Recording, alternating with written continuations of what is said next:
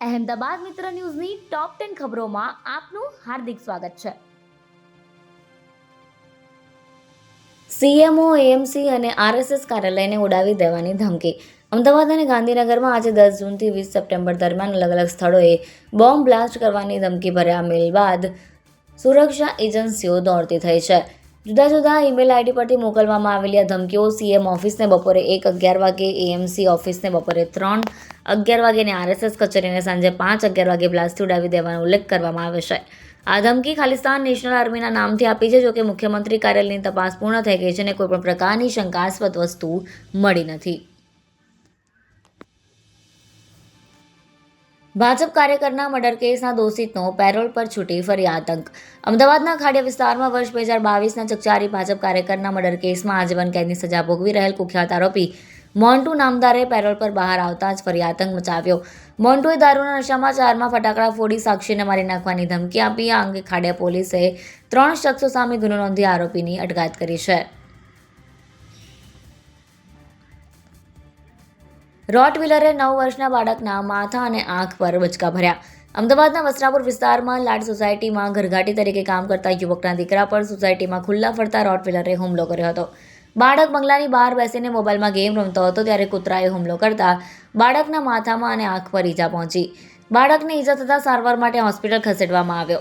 બાળકના પિતાએ કૂતરાના મહિલા માલિક અલ્પાબેન રાજપૂત સામે વસ્ત્રાપુર પોલીસ સ્ટેશનમાં ફરિયાદ નોંધાવી છે.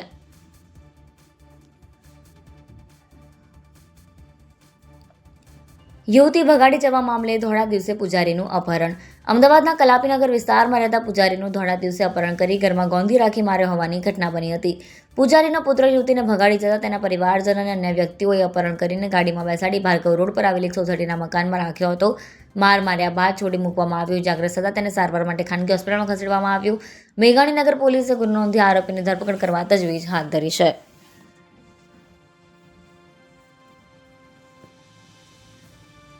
અમદાવાદ સહિતના શહેરોમાં આગામી 2 દિવસ ગરમીનો પારો યથાવત.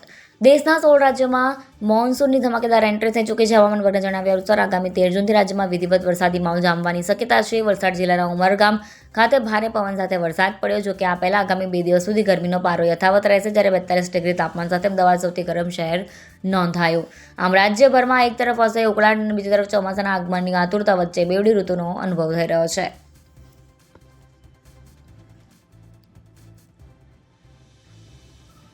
વચનામૃત અને રિધમ કાઉ ઘીના નામે ઝેરનો વેપાર.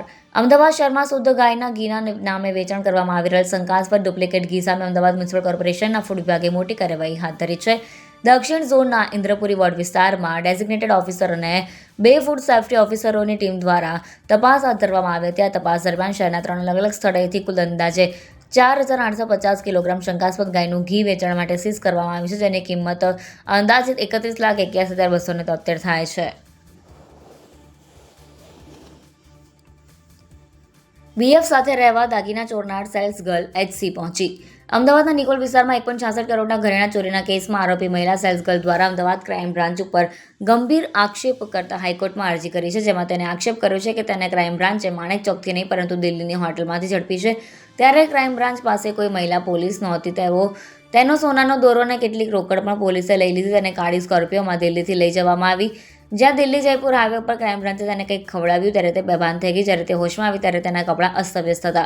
ત્યાંથી તેને અમદાવાદ ડીસીબી ઓફિસે લઈ જવામાં આવી હતી. તેને મેજિસ્ટ્રેટ સમક્ષ ઉપરોક્ત બાબતે ફરિયાદ કરતી અરજી કરી હતી, પરંતુ આ અરજી નકારી નાખવામાં આવી છે.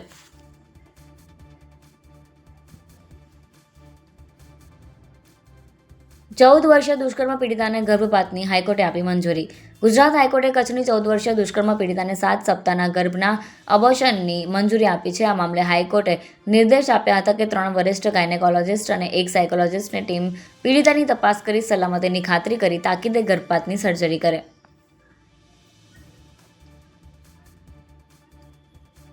એક જ પરિવારના 2 ભાઈ પણ જાતિ અલગ.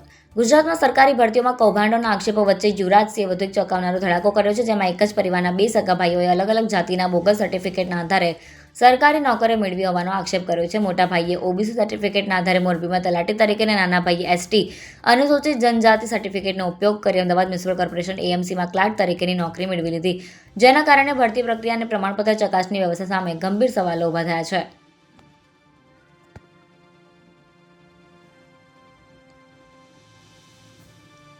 Sindhu Bhavan multilevel parking cum કોમ્પ્લેક્સનું વેચાણ કરાશે. શહેરના સિંધુ ભવન રોડ પર આવેલ અમદાવાદ મ્યુનિસિપલ કોર્પોરેશનના AMC multilevel parking and commercial કોમ્પ્લેક્સને મ્યુનિસિપલ કોર્પોરેશન દ્વારા મણિધર ઇન્ફ્રા દ્વારા અંદાજે ₹80 કરોડથી ભાડાપટ્ટે આપવામાં આવે છે. જોકે મણિધર ઇન્ફ્રા દ્વારા પ્રીમિયમની રકમ જમા કરાવી નહીં અને 4 મહિનાનો સમય મુદત વધી ગયા બાદ પણ તેના પૈસા જમા ન કરાતા ₹8.84 કરોડ જપ્ત કરવા તેમજ મલ્ટીલેવલ પાર્કિંગ કમ કોમ્પ્લેક્સને કોઈપણ રીતે વેચાણ કરવા માટે ગુરુવારે યોજાનારી સ્ટેન્ડિંગ કમિટીમાં નિર્ણય લેવામાં આવી શકે છે. અહેમદાબાદ મિત્ર ન્યૂઝની યુટ્યુબ ચેનલને સબસ્ક્રાઇબ કરો અને બેલ આઇકન જરૂરથી દબાવો જેથી મહત્ત્વના સમાચાર આપના સુધી જલ્દીથી પહોંચે.